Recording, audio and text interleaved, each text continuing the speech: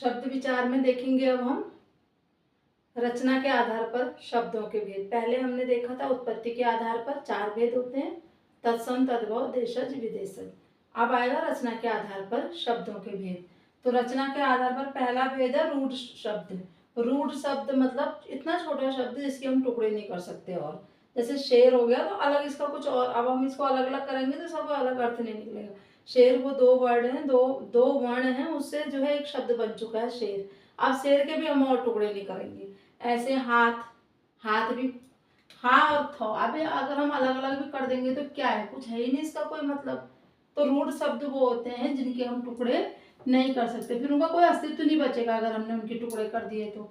ये तो रूढ़ शब्द हो गए। यौगिक शब्द मतलब मिलके योग से बनते हैं, जो दो जैसे कुछ उपसर्ग से बन गए, कुछ प्रत्यय से बन गए, उनको हम यौगिक शब्द कहते हैं। उनको हम अलग अलग भी करेंगे तो अलग हो जाएंगे वो। जैसे पाठशाला, शाला प्रत्यय लगा है इसमें, पाठ शब्द है। सुपुत्र, सु उपसर्ग लगा है, पुत्र शब्द है। पर्वतीय, पर्वत शब्द है, ई जो है प्रत्यय लगा हुआ है। तो अगर हम इनको अलग अलग भी करेंगे तो भी जो है अलग हो जाएंगे। इसमें मूल शब्द लगा हुआ है, मूल शब्द के किसी के आगे उपसर्ग लग गया है, किसी के पीछे प्रत्यय लग गया। ये शब्द निर्माण में सीखते हैं हम कि शब्द निर्माण कैसे होते हैं। किसी के जो है सुपुत्र, सुपुत्र शब्द है बढ़िया सा, और सुपुत्र वो पुत्र शब्द है, अगर पुत्र के आगे कु उपसर्ग लगा दिया तो कुपुत्र हो गया, और सु लगा दिया तो सुपुत्र हो गया।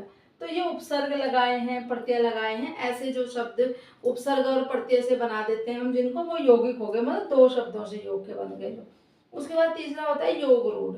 योग रूढ़ में तीसरा ही अर्थ निकलता है उस शब्द का। अक्सर योग रूढ़ में जो शब्द होते हैं वो हिंदी में समास वाले शब्द होते हैं। अब जैसे नीलकंठ, तो सबको पता है कि ये अलग अलग है, कंठ अलग है, नील अलग है।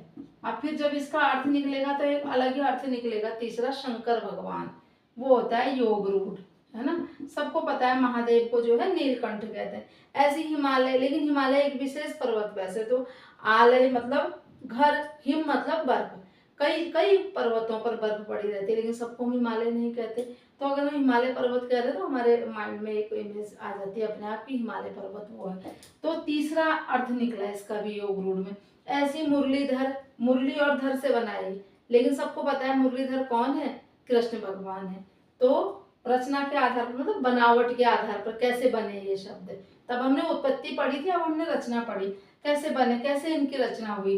तो योग रूढ़, हम जो बोलेंगे रूढ़ शब्द, उनकी रचना मतलब 2-2 ऐसे वर्ण हैं वो, और उनको अगर हम 3 भी हैं, अगर हम उनको अलग करेंगे तो उनका कोई अलग अस्तित्व नहीं हो रहा है। किताब को हम किताब, कुछ अर्थ ही नहीं निकल रहा है उसका।